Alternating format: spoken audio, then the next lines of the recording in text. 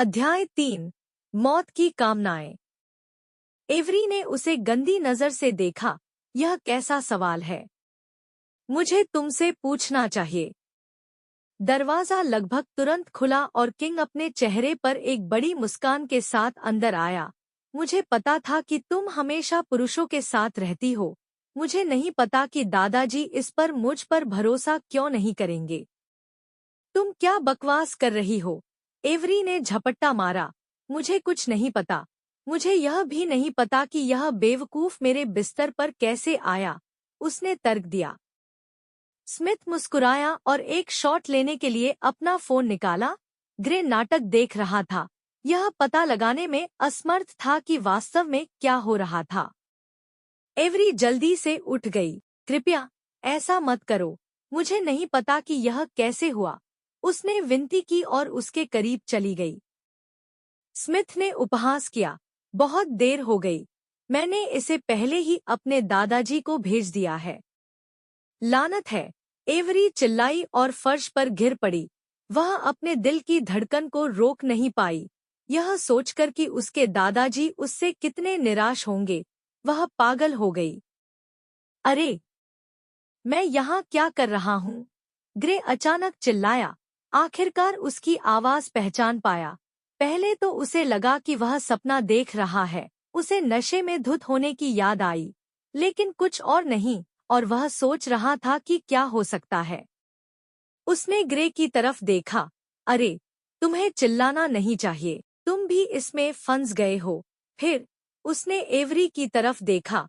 अपने आंसू बचाओ बहन, स्मिथ ने मजाक किया, क्योंकि दादाजी जल्द ही यहाँ आएंगे। एवरी ने आश्चर्य से स्मिथ की तरफ देखा। तुम्हारा क्या मतलब है? ठीक है, दादाजी कल रात राज्य के कमरे में रुके थे, क्योंकि मैंने उन्हें बताया था कि तुम हमेशा उनकी पीठ पीछे क्या बकवास करते हो। लेकिन वह बकवास था।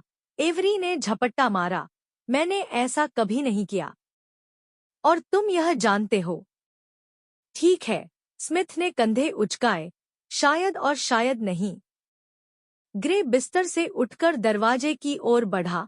दरवाजा अचानक खुला और कुछ लोग अंदर घुस आए। ग्रे डर के मारे पीछे हट गया, जबकि एवरी अपने गालों पर पहले से ही मौजूद आंसुओं को पोंछने के लिए खड़ी हो गई।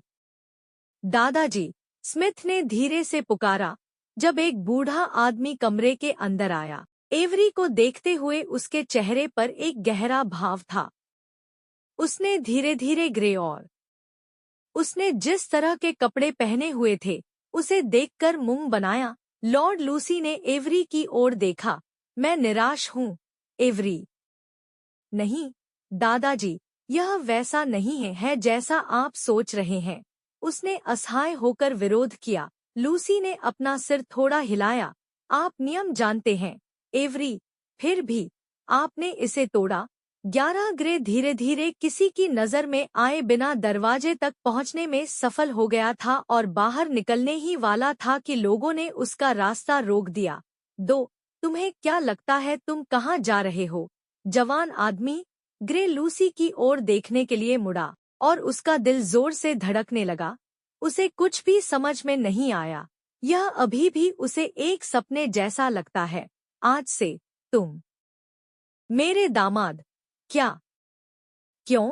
ग्रे चिल्लाया, अपने गुस्से को छुपाने में असमर्थ। क्या हुआ?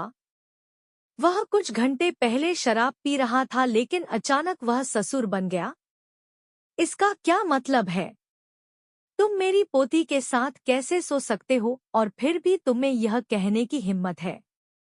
क्या तुम उसके साथ सोने और भाग जाने वाले थे? ग्रे ने एक पल के लिए घूर कर देखा और महसूस किया कि सभी की निगाहें उस पर थीं, सिवाय एवरी के जो चुपचाप रो रही थी। उसने अर्थपूर्ण ढंग से अपना गला साफ किया। मेरा मतलब यह नहीं था। मेरा मतलब यह था कि ऐसा नहीं होना चाहिए, क्योंकि मैं उसे जानता भी नहीं हूँ, और हमारे बीच कुछ भी नहीं हुआ है, और मुझे इस बात का यकीन है। लूसी ने उसकी शॉर्ट्स पर नजर डाली। ग्रे ने उसकी निगाहों का अनुसरण किया और आह भरी। वह पहले ही पकड़ा जा चुका था। वह उसने यह भी नहीं देखा कि उसने पतलून भी नहीं पहनी थी। तुम्हारी हिम्मत कैसे हुई मेरे साथ मजाक करने की? उसने उस पर चिल्लाया, और इसके लिए उसने एक आदमी की तरफ देखा, उसे पीटना। 2. क्या? ग्रे की आंखें लगभग बंद हो गई। ग्रे के मुंह से एक तर्क निकला, लेकिन उसके गाल पर अचानक पड़े थप्पड़ ने उसे शब्द खो दिए। वह फर्श पर गिर गया और उसके शरीर पर कई हाथ टकराए। हर एक उसे इतनी जोर से मार रहा था कि उसे लगा कि वह मर जाएगा। तुरंत उसने अपनी एक छवि देखी जिसमें वह किसी और के साथ खड़ा था जिसका चेहरा उसने नहीं देखा था। जब आदमी एक तरफ हटे तो वह चौंक गया। उसने खून की खांसी की और कमरे के चारों ओर देखने में कामयाब रहा। लूसी फिर से कमरे में नहीं थी और एक के बाद एक लोग बाहर निकल रहे थे। ग्रे ने तुरंत अपनी आंखें बंद कर ली जब उसे एहसास हुआ कि उसे चक्कर आ रहा है, और उसे पता था कि उसकी नाक से आ रहे दर्द का मतलब है कि उसकी नाक टूट गई है। उसके शरीर में इतना दर्द हो रहा था कि ऐसा लग रहा था कि उसकी सारी हड्डियां टूट गई हैं। दयनीय। स्मिथ ने मजाक उड़ाया। एवरी, तुम्हें अपने पति की जांच करनी चाहिए और सुनिश्चित करना चाहिए कि वह बुरी तरह घायल न हो, ताकि तुम लोग रॉबिन्सन के लिए अपना सम्मान न खो। तुम्हें पता है कि तुम्हें पार्टी में होना चाहिए। वह हंसा और आखिरकार कमरे से बाहर निकल गया। तुमने मेरे साथ क्या किया है? एवरी उसके पीछे से और जोर से रोने लगा। कुछ लोग फिर से दौड़े और ग्रे का दिल फिर से धड़कने लगा। पहले तो उसे लगा कि वे उसे उसकी जिंदगी की एक और मार देने के लिए वापस आए हैं। इसके बजाय वे एवरी चले गए। मैडम, आपकी कार तैयार है, एक आदमी ने घोषणा की। ग्रे ने गेंद को मुट्ठी में बंद कर लिया। उसके शरीर में दर्द हो रहा था।